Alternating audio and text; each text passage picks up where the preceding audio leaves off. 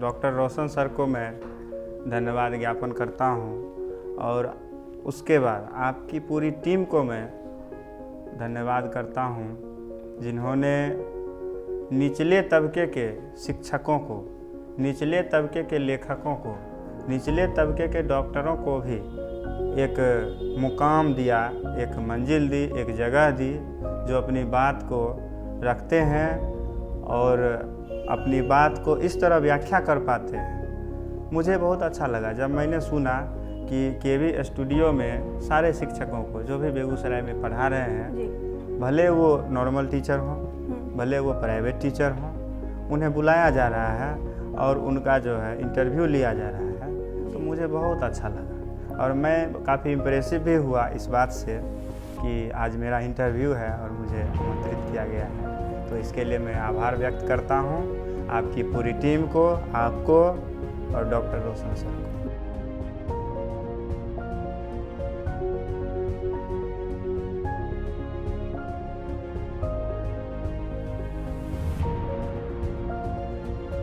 नमस्कार, केवी स्टूडियो की ओर से आप तमाम दर्शकों का हार्दिक अभिनंदन करती हूँ। आज हमारे स्टूडियो में एक ऐसे शिक्षाविद, कला प्रेमी आमंत्रित हैं जिन्होंने अपनी इंग्लिश भाषा से कई सारे छात्र छात्राओं को सफलता की ऊंचाई पर पहुंचा चुके हैं। वो हैं हमारे ग्लोरियस क्लासेज के डायरेक्टर संतोष कुमार सर। इन्होंने शिक्षा के जगत में ही नहीं, अपनी कला के जगत में भी काफ़ी सारे पुरस्कार, काफ़ी यहाँ से लेके पटना से लेके दिल्ली, राजस्थान तक अपनी काव्यात्मक से काफ़ी लोग, दर्शकों का दिल जीत चुके हैं। तो आइए चलते हैं, हम जानते हैं इनकी सफलता की कहानी इनकी ही जुबानी। नमस्कार सर, केवी स्टूडियो में आपका हार्दिक अभिनंदन है, स्वागत है। सबसे पहले तो मैं डॉक्टर रोशन सर को मैं धन्यवाद ज्ञापन करता हूँ और उसके बाद आपकी पूरी टीम को मैं धन्यवाद करता हूँ जिन्होंने निचले तबके के शिक्षकों को, निचले तबके के लेखकों को, निचले तबके के डॉक्टरों को भी एक मुकाम दिया, एक मंजिल दी, एक जगह दी, जो अपनी बात को रखते हैं और अपनी बात को इस तरह व्याख्या कर पाते हैं। मुझे बहुत अच्छा लगा जब मैंने सुना कि केवी स्टूडियो में सारे शिक्षकों को जो भी बेगूसराय में पढ़ा रहे हैं, भले वो नॉर्मल टीचर हों, भले वो प्राइवेट टीचर हों, उन्हें बुलाया जा रहा है और उनका जो है इंटरव्यू लिया जा रहा है, तो मुझे बहुत अच्छा लगा और मैं काफ़ी इम्प्रेसिव भी हुआ इस बात से कि आज मेरा इंटरव्यू है और मुझे आमंत्रित किया गया है। तो इसके लिए मैं आभार व्यक्त करता हूँ आपकी पूरी टीम को, आपको और डॉक्टर रोशन सर को। जी बहुत बहुत धन्यवाद सर। हमारे केवी स्टूडियो के दर्शक सबसे पहले जानना चाहेंगे, एक शिक्षक के साथ साथ एक कवि भी हैं, एक सफल शिक्षक हैं, तो आप अपने प्रारंभिक शिक्षा दीक्षा के बारे में हमारे दर्शकों को बताएं। देखिए मैम, मेरा वैसे घर पड़ता है पंसल्ला और वो मेरा ननिहाल भी है, नारायण पीपर पंसल्ला, यहाँ से लगभग 40 किलोमीटर दूर है जी। ये छौराही प्रखंड में पड़ता है। तो मेरी पढ़ाई लिखाई वहीं से शुरू हुई, क्योंकि मेरी माँ, जब मैं 6 महीने का था तो मेरी माँ गुजर गई। तो उसके बाद मैं ननिहाल में ही रहा और ननिहाल में रहकर मैंने अपनी पढ़ाई लिखाई की, 10वीं तक वहीं से किया।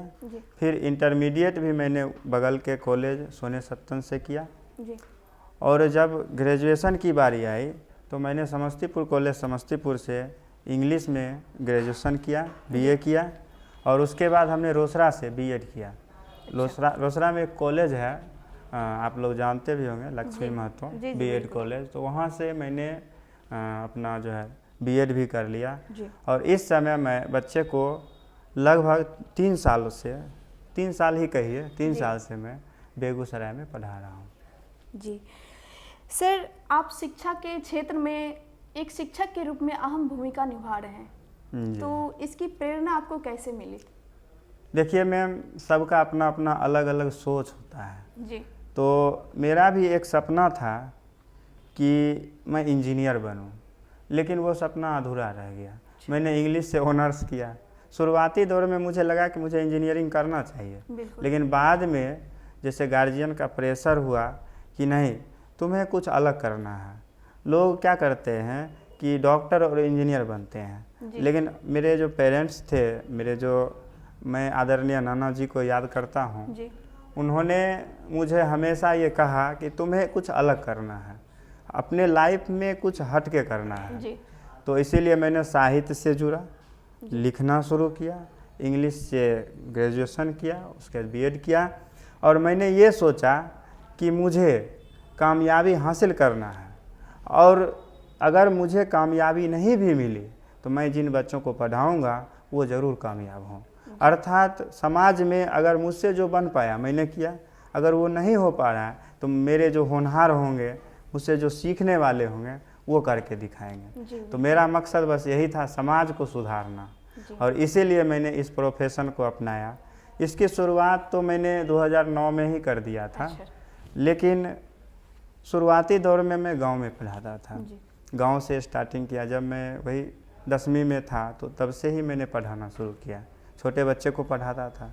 धीरे धीरे ये सिलसिला चलता गया और आज मैं बेगूसराय में अपना संस्था चलाता हूँ, ग्लोरियस इंग्लिश क्लासेस। हालांकि देखिए, पहली बार है जो मैं लाइमलाइट में आया हूँ।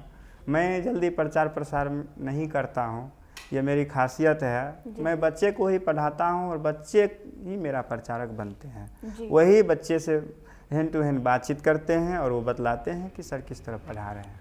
जी सर, ये तो आपकी विनम्र स्वभाव और विचार, आपकी सरल स्वभाव, बहुत ही आपकी बड़प्पन है जो आप अपने बच्चे को कोई भी प्रचार प्रसार नहीं किए ताकि आपका बच्चा ही आपका प्रचार करे, आपकी ज्ञान को, आपकी हुनर को पहचाने।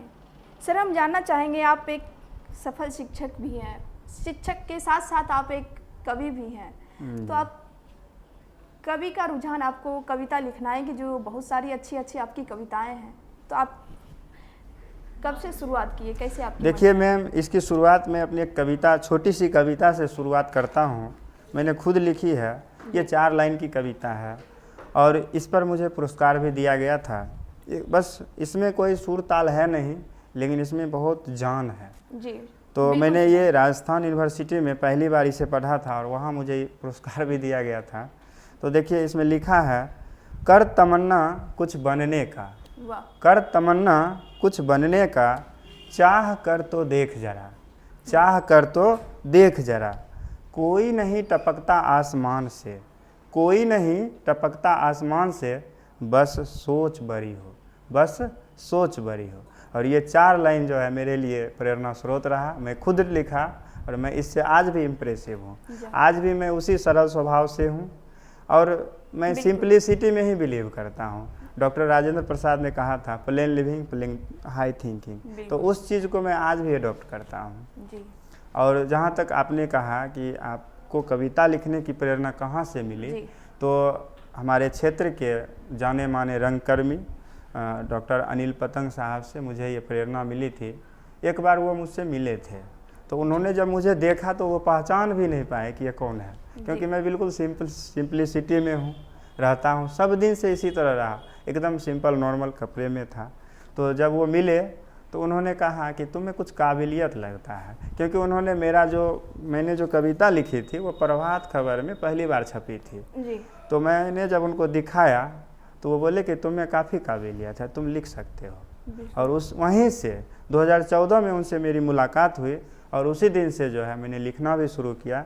और वो बोले कि भले ही तुम एक टीचर बने रहो, तुम्हें जो पढ़ाना है पढ़ाओ, इंग्लिश मैथ फिजिक्स जो भी पढ़ाना है, लेकिन थोड़ा सा वक्त निकाल करके जो है अपने समाज के लिए, अपने देश के लिए दो, कुछ लिखो, ताकि वो जो लिखा हुआ रहेगा अगर कल तुम नहीं भी होते हो तो वो समाज में बना रहेगा, उससे बच्चे सीखते रहेंगे, प्रेरणा लेते रहेंगे। जी, बहुत ही अच्छी आपकी कविताएं भी हैं, बहुत बहुत धन्यवाद।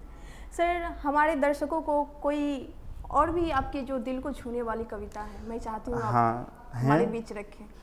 चलिए, मैंने जो लिखी है कविता सुनिएगा जी। मैंने लिखी है, खुशी होती है। मैंने एक बुक लिखा, सुबह की किरणें जी। इस पर मुझे बहुत ज़्यादा सम्मान मिला। अब ये नहीं कह सकते कि जो है 2-4 मिले, कई सम्मान दिए गए। जहाँ भी मैं गया, इससे जो मैंने पंक्तियाँ पढ़ी, कभी सम्मेलन में मैं गया हूँ और वहाँ जो मैंने कविताएं पढ़ी तो काफ़ी लोग मेरी सराहना किए, काफ़ी सम्मान दिए। तो इसी किताब से मैंने एक लाइन लिखा है, तो ये लाइन है, खुशी होती है जब कोई पढ़ता है। मेरी जितनी भी कविताएं हैं मैम, उसमें कोई सुर ताल है नहीं। मैं एकदम नए तरीके से कविता लिखता हूँ, जो कि सीधा एकदम लैंग्वेज में रहता है, जो हर कोई समझ सकता है।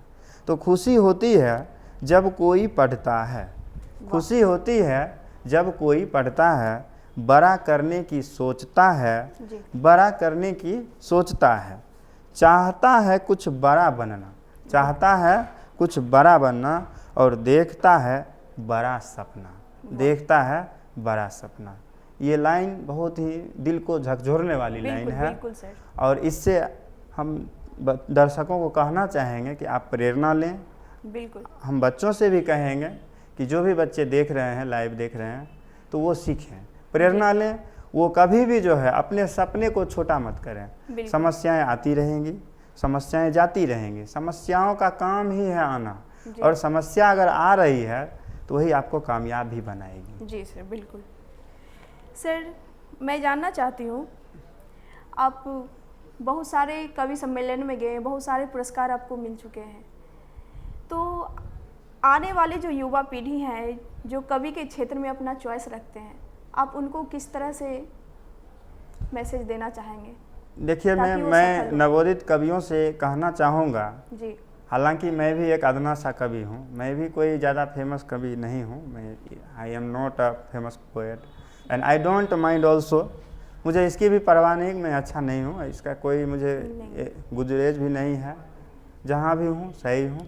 तो मैं नवोदित कवियों से यही कहूँगा कि अगर आप इच्छाएं रखते हैं तो आप लिखें, बेझिझक लिखें, और जहाँ तक इंडिविजुअली मुझसे सपोर्ट की बात होगी, मैं आपको पूरा सपोर्ट करूँगा, भले वो इकोनॉमिकली हो, भले वो पॉलिटिकली हो, या जिस तरह से भी हो, या लेखन के क्षेत्र में आपको कोई चीज़ की ज़रूरत पड़े तो आप हमसे मिलें, हम आपको सहयोग करेंगे। आप लिखें, भले आप किसी भी क्षेत्र में हो, आप टीचर हों, डॉक्टर हों, इंजीनियर हों, या किसी भी क्षेत्र में हों, लेकिन आप अगर लिखना चाहते हैं तो लिखें। आज देखिए मनोज मुंशी साहब जो हमारे बिहार के हैं, आज बहुत बड़े राइटर हो गए। उन्होंने जो लिखने की शुरुआत की थी, एक छोटे से प्लेटफॉर्म से शुरुआत की, और आज वो देखिए हमारे देश के जाने माने जो है राइटर हैं, बहुत बड़े लेखक हैं। उन्होंने जो भी कुछ बहुत सारी उन्होंने शायरियाँ लिखी है, कविताएं लिखी हैं। कुमार साहब को देख लीजिए, कुमार साहब भी ऐसी ऐसी कविताएं लिखते हैं जिनका कोई मोल नहीं है। बिल्कुल। सर, मैं जानना चाहती हूँ, आप कवि हैं और बहुत सारी कविताएं अच्छी आपकी कविताएं आ चुकी है, तो आप को कौन सी ऐसे कवि हैं जिनसे आप सबसे ज़्यादा आपका फेवरेट हो? देखिए मैम, सबसे ज़्यादा जी आदरणीय रामधारी सिंह दिनकर को मैं याद करता हूँ। जी, उन्होंने ओजपूर्ण कविताएं लिखी। बिल्कुल। उन्होंने लिखा, अगर पत्थर पर भी वार किया जाए तो वो पानी बन जाता है। उन्होंने जो लिखा, हालांकि मैं तो सिंपलिसिटी हूँ, लाइन बाय लाइन, उन्होंने तो सुर में लिखा है, तो उनसे मैं सबसे ज़्यादा इम्प्रेसिव हूँ। अनिल पतंग साहब से जब मैं मिला था तो उन्होंने यही कहा था कि तुम दिनकर तो नहीं बन सकते हो, लेकिन उसकी नींव रख सकते हो। बिल्कुल बिल्कुल। तुम प्रयास करो। तो इसीलिए मैंने शुरुआत भी किया, और लिखने की शुरुआत वहीं से हुई थी। उनके ही कथनों से मैंने जो है स्टार्टअप किया था। जी सर, बहुत ही अच्छी बात है, बहुत ही अच्छी आपकी सोच है। सर, मैं जानना चाहती हूँ, बहुत सारे युवा पढ़ाई करने के दौरान सरकारी नौकरी की सपना देखते हैं, तो आपने एक शिक्षक की भूमिका में आए, एक कवि भी हैं साथ साथ। जी जी। देखिए मैम, मैं एक टीचर हूँ, ये तो कहीं से कोई दो राय नहीं। पूरे ज़िले में मेरे बच्चे पढ़ रहे हैं, सबको पता है कि सर क्या है, संतोष सर में क्या खासियत है। क्योंकि मैं जब पढ़ाता हूँ तो बच्चे को ये फील नहीं होता है कि मैं एक टीचर हूँ। मैं यही कोशिश करता हूँ कि 100% मैं अगर आपको दे रहा हूँ तो आप 100 और तैयारी कीजिए, 200 वर्क कीजिए। मैं बच्चों से वर्कआउट ज़्यादा करवाता हूँ। अगर मैंने 2 चैप्टर पढ़ा दिए इंग्लिश में, जैसे ग्रामर बता दिया या मान लीजिए लिटरेचर बतला दिया, तो मैं प्रयास रखता हूँ कि बच्चे 4 चैप्टर बना के लाएँ, और हर एक बच्चों से रूबरू होता हूँ। आज देखिए मेरे यहाँ बहुत सारे ऐसे बच्चे हैं जो बिल्कुल गरीब हैं, हेल्पलेस हैं, जी। तो मैं उन्हें फ्री ऑफ कॉस्ट पढ़ा रहा हूँ वाह, और मैं आशा करता हूँ कि वो बच्चे कामयाब ज़रूर होंगे। बिल्कुल मैं उन्हें दिल से धन्यवाद देता हूँ। जब कभी कोई बच्चे मेरे पास आते हैं और बोलते हैं कि सर मेरा इंग्लिश कमज़ोर है, वीक है, मुझे कुछ समझ में नहीं आता है, तो मैं उनको यही बोलता हूँ, you can fully speak in English, वाह, you can speak fluently in English. It's possible for you, but you will have work hard first. जब भी आप किसी चीज़ में लग जाते जी। हैं, जुनून के साथ, पैशन के साथ लग जाते हैं, तो वो चीज़ आपके घर तक, दरवाजे तक पहुंच कर आती है। जी, तो मैं बच्चों से यही कहूँगा, उम्मीद रखूँगा, कोई मेहनत करें, वे जहाँ भी पढ़ें, कोई ज़रूरत नहीं है कि मैं ही पढ़ाऊँ, जी। जहाँ भी वो पढ़ें, जो भी सब्जेक्ट पढ़ें, मन से पढ़ें और कभी भी गुरु का जो है अवहेलना नहीं करें।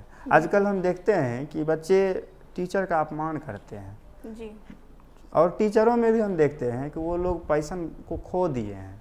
आज बहुत सारे ऐसे टीचर आपको मिलेंगे जो बिजनेस के पर्पज़ से पढ़ाते हैं। मैंने तो कई टीचर को देखा है कि वो कहते हैं कि आज अगर पैसा तुम्हारे पास नहीं है तो कल से मेरे क्लास में ड्रॉप मत करना।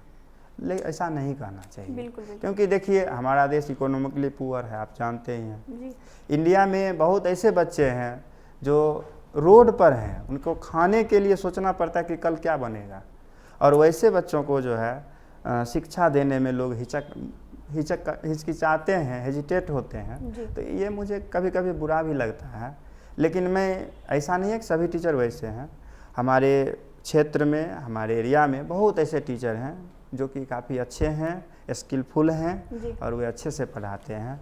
और जहाँ तक मेरी उम्मीद है, मैं वैसे बच्चे को फ्री ऑफ कॉस्ट पढ़ाता हूँ और पढ़ाता रहूँगा। जी, लेकिन मैं बच्चों से भी आग्रह करूँगा कि आप भी डिसिप्लिन को मेंटेन करें, जो भी सर देते हैं क्लास में उसको मेंटली प्रिपेयर करें, रेगुलर रहें, तैयारी करें। हाँ, जब भी हमारी ज़रूरत पड़े तो एक बार आप ग्लोरियस इंग्लिश क्लास में आकर के जो है मिलें।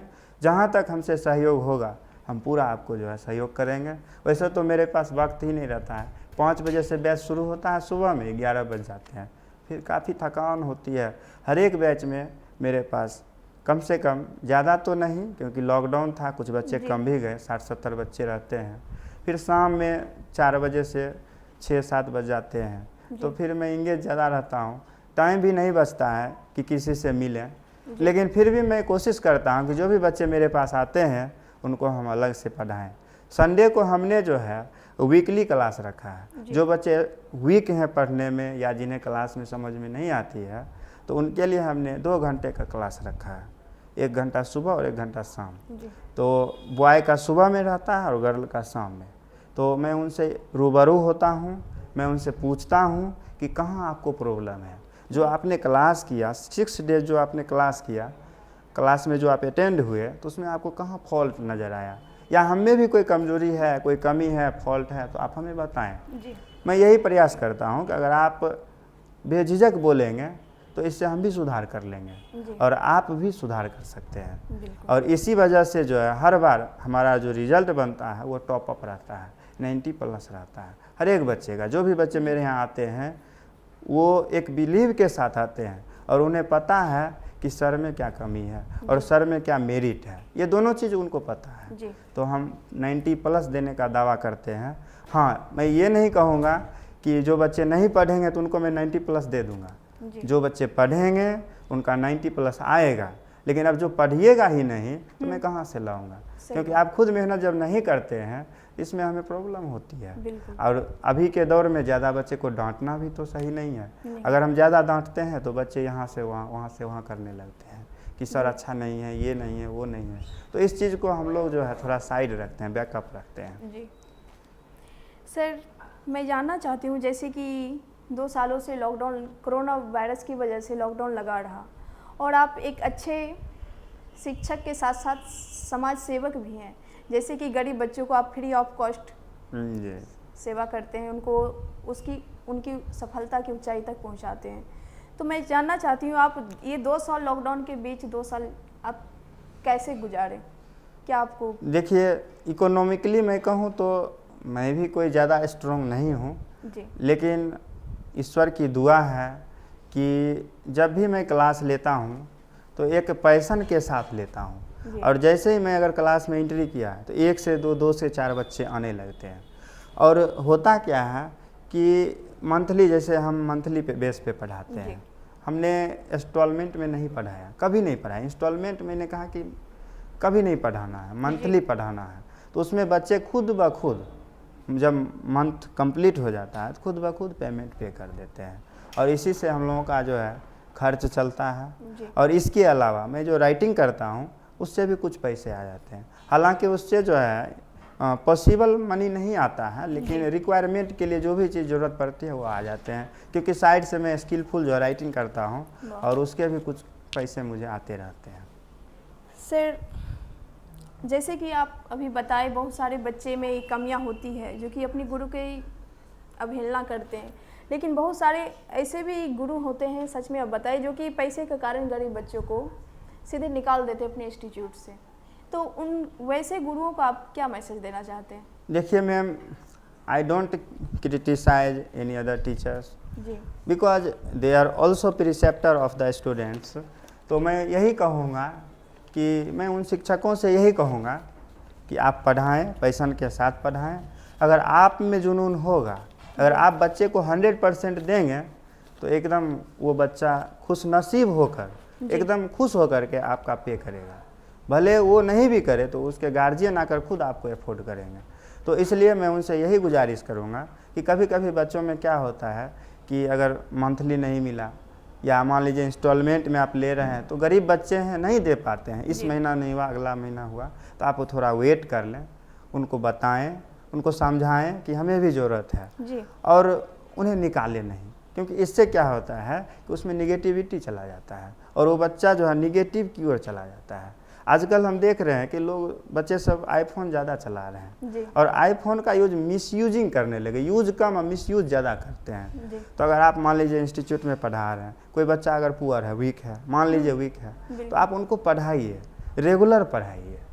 और हम बच्चों से भी कहेंगे, सर से तो बहुत कम कहेंगे क्योंकि वो तो गाइड करते हैं, बच्चों से कहेंगे कि आप किन्हीं भी टीचर का कभी भी जो है डिसरिगार्ड मत कीजिएगा, अपमान मत कीजिएगा। भले वो एक दिन भी अगर आपको पढ़ा दिए तो उनका सम्मान कीजिएगा। मेरे गुरुजी हैं, आज भी पढ़ाते हैं, मेरे गांव में हैं, राम मिलन सर हैं, तो मैं उनसे प्रेरणा लेता हूं। वो मुझे फ्री ऑफ कॉस्ट पढ़ाए। मेरी माँ जब गुजर गई थी तो मैं बहुत छोटा था, हालांकि आदरणीय नाना जी बहुत ज़्यादा सपोर्टिव रहे, और मामा जी भी मेरे हैं, एक मामा है मेरे, काफ़ी सपोर्टिव हैं। अभी भी अगर मुझे ज़रूरत पड़ती है तो वो बेचारे एकदम बिना नीट एंड क्लीन होकर के हेल्प करते हैं। लेकिन अब मुझे ज़रूरत नहीं पड़ती है, मैं सेल्फ माइंडेड हूँ। तो वो सर थे, राम मिलन सर, हमेशा कहते थे अचीव योर गोल, और आज भी वो पढ़ा रहे हैं और वो हमेशा मुझे सिखाया कि अचीव योर गोल, और उसी पर्पज़ से आज मैं जहाँ भी हूँ उनकी बदौलत हूँ, अपने पेरेंट्स और अपने शिक्षक की बदौलत हूँ।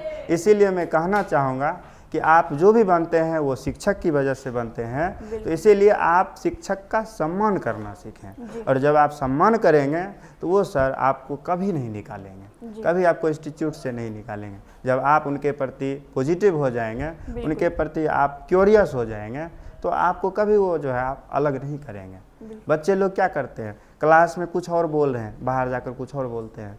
मैं देखता हूँ कि बच्चों में डिसिप्लिन की कमी हो गई है।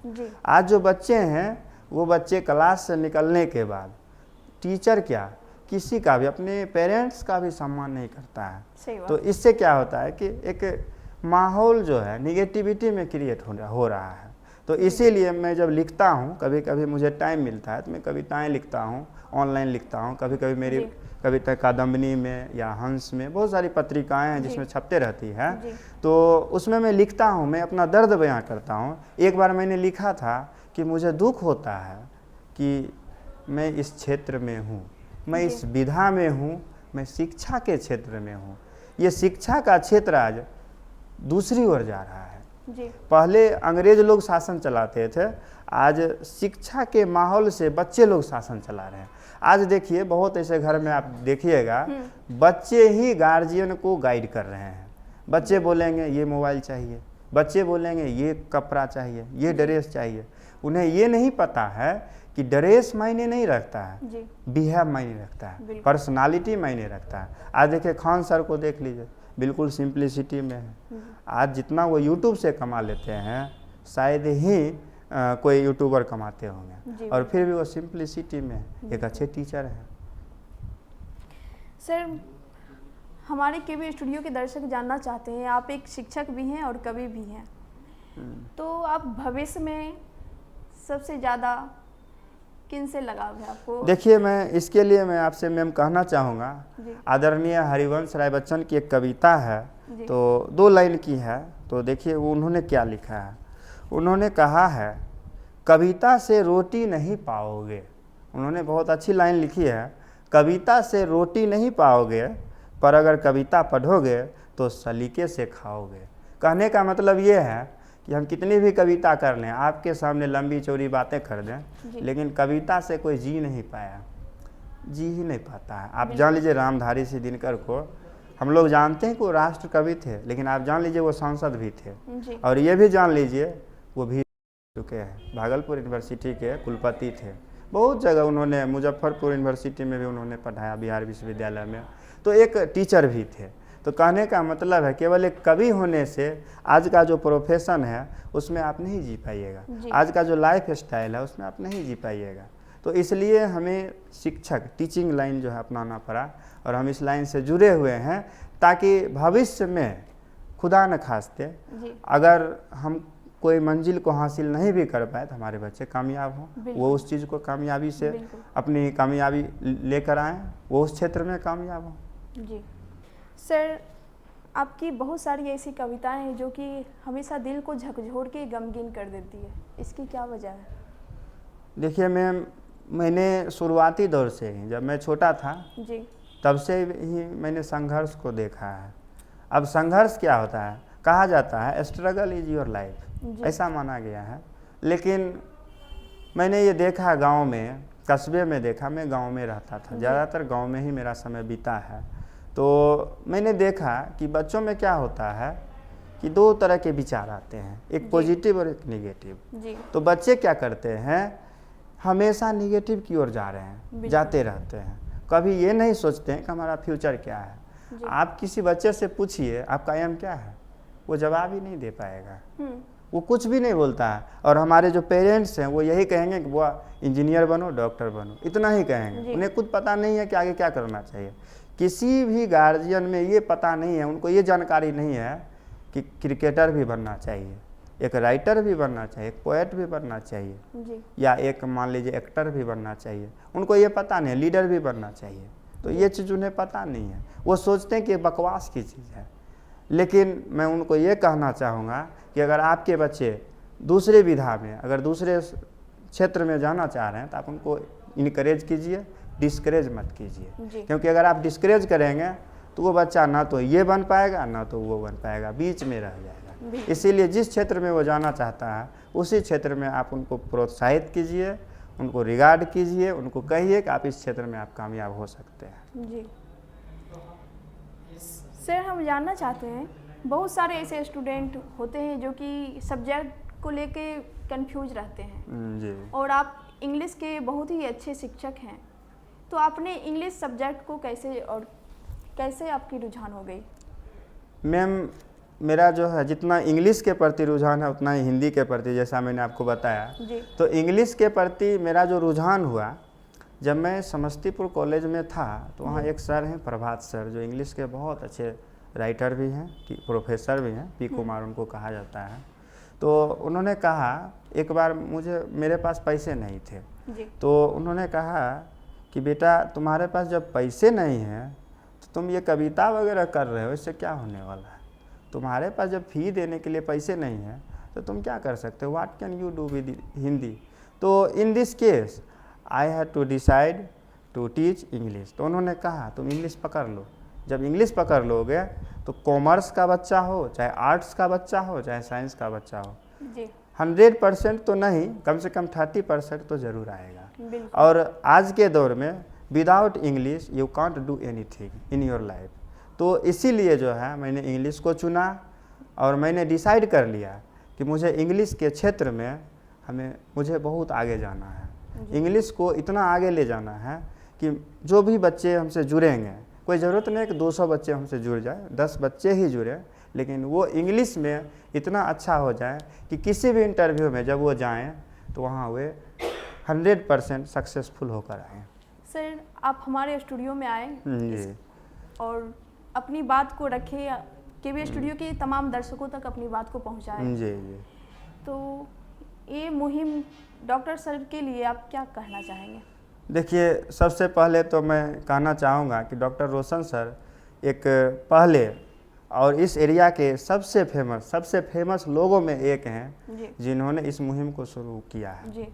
वे पहले व्यक्ति हैं बेगूसराय की धरती पर जिन्होंने इस तरह का मुहिम फ्री ऑफ कॉस्ट शुरू किया है। और मुझे बहुत खुशी हुआ कि इस तरह से स्टूडियो बना करके, इतना सारा विजन दे करके, और हम लोग आप लोगों को एक मोटिवेट टीम की तरह, और आप लोग जितना ड्यूटीफुल हैं, वर्कआउट कर रहे हैं, तो इस तरह से जो उन्होंने स्टार्टअप किया है, तो इसके लिए मैं तहे दिल से धन्यवाद देता हूँ। और मुझसे पर्सनली जहाँ तक सहयोग बन पड़ेगा मैं आभारी हूँ, करता रहूँगा और प्रयास करूँगा कि आगे भी जो है सर इस मुहिम को चलाते रहें। और जितने भी समाज सुधारक हों, चाहे वो राइटर हों, चाहे वो डॉक्टर हों, इंजीनियर हों, हमारे क्षेत्र से जो भी लोग हों, तो उन्हें वो इसी तरह से प्रोत्साहित करते रहें। बहुत बहुत धन्यवाद, मैं आभार व्यक्त करता हूँ।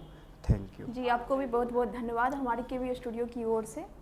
आप अभी देख रहे थे संतोष कुमार सर को, बेगूसराय के सभी प्रतिभाशाली, खेल प्रेमी, साहित्य प्रेमी, लोक कला प्रेमी, इसी तरह के हमारे वीडियो देखने के लिए आप हमारे Facebook page doctor Roshan Kumar की सर को लाइक एवं सब्सक्राइब अवश्य करें। धन्यवाद।